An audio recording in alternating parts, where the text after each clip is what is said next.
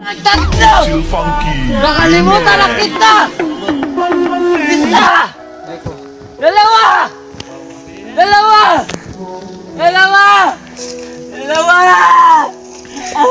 Sa bawat sadlit, handang masaktan, kahit di mo alam. Nagpalang kayo para may kumi.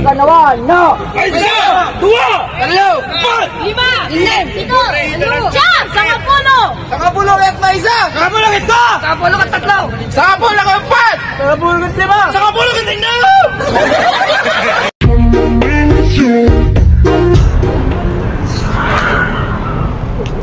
Boss, pwede ba magtanong, boss? Ano? Saan ba yung papuntang Quiapo?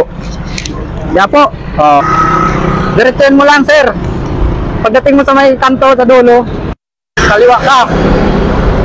Pagkaliwa mo, mga unang kanto, kumanan ka. Oo. Tapos, pagdating mo dun sa may kanan, may McDo. Oo. Kumaliwa ka ulit. Oo, boss. Tapos may makikita kang pabrika ng sigarilyo. Oo. May makikita kang gwardiya dun sa labas, dun ka magtanong.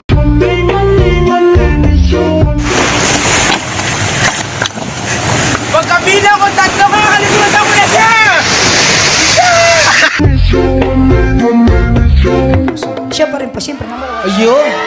Di sabihin mo kay Mr. Mahal na mahal mo siya. Hello, mahal. Huwag ka naman magselos. Ikaw ang mahal ko. Number one ka sa buhay ko.